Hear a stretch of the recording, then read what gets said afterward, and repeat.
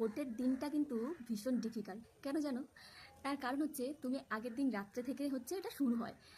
তুমি আগের দিন রাতে ঠিক করে ঘুমাতে পারবে না, কারণ তুমি সারা রাত ধরে এটাই ভাবতে থাকবে যে তুমি ভোটটা কাকে দেবে, কাকে দিলে তুমি হারবে না বা জিতবে বা ঠিক কাজ করবে, এটা তুমি সারা রাত ধরে ভাবতে থাকবে।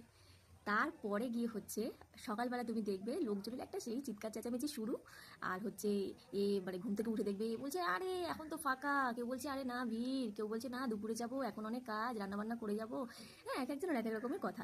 তারপরে তুমি যখন যাবে ভোট দিতে, তো যাওয়ার সময় তুমি দেখবে যে নানান রকম, মানে নানান রকম বলতে বিভিন্ন ধরনের পার্টির লোকেরা তাদের একটু একটু দূরত্বে দূরত্বে সবাই বসে রয়েছে, তাদের চেয়ার টেবিল ফ্ল্যাগ সমস্ত কিছু নিয়ে। আর সেখানে একটা খাওয়া দাওয়ার ব্যাপার থাকে জানো। কেউ আবার ছোলা মুড়ি খাওয়ায়, কেউ মাংস ভাত খাওয়ায়, হ্যাঁ কেউ চপ মুড়ি খাওয়ায়, কেউ আবার দই মিষ্টি খাওয়ায়। মানে নানান জনের নানান নানান ধরনের খাওয়া দাওয়ার ব্যাপার থাকে।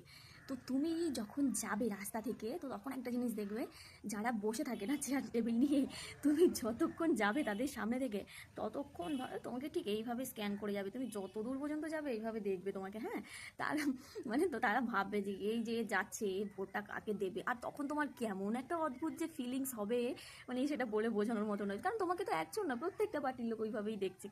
তো প্রথমত তুমি ওইভাবে গেলে, মানে সে একটা মানে অন্য ধরনের ব্যাপার। তো গেলে লাইন পর্যন্ত পৌঁছালে ভোট কেন্দ্রে, তো সেখানে যাওয়ার পরে এবার লম্বা লাইন। এরপরে হচ্ছে সেখানে আবার ঠেলাঠেলি শুরু হবে। এ বলবে আমি আগে, এ বলবে আরে আমি আগে, আমি তো এখানেই ছিলাম। আর একজন বলবে তুমি এখানে ছিলে না, আমি অনেকক্ষণ দাঁড়িয়ে দাঁড়িয়ে আছি। আবার কেউ বলবে আরে সামনে সব লোক ঢুকে যাচ্ছে, পেছনের লোকেরা এগোতে পারছে না, সামনে থেকেও লোক চলে এসছে ঢুকে যাচ্ছে। এরকম একটা ব্যাপার হবে। দেন তারপর হচ্ছে তুমি কোনো রকমের ঠেলে ঠুলে কষ্টে চেষ্টে ইভিএম এর কাছে পৌঁছাবে। তারপরে হচ্ছে সেখানে গিয়ে আবার তুমি কিছুক্ষণ ভাববে, মানে তুমি তখনও জানো না তুমি কাকে ভোট দেবে। সেখানে গিয়েও কিছুক্ষণ ভাববে যে কাকে দেবো। যাই হোক, তারপরে তুমি দিলে কাউকে একটা। আসল কনফিউশন শুরু হয় কখন জানো? দিয়ে বেরিয়ে আসার পর। সারা রাস্তা ভাবতে ভাবতে আসবে, ঠিক করলাম না ভুল করলাম, ঠিক করলাম না ভুল করলাম।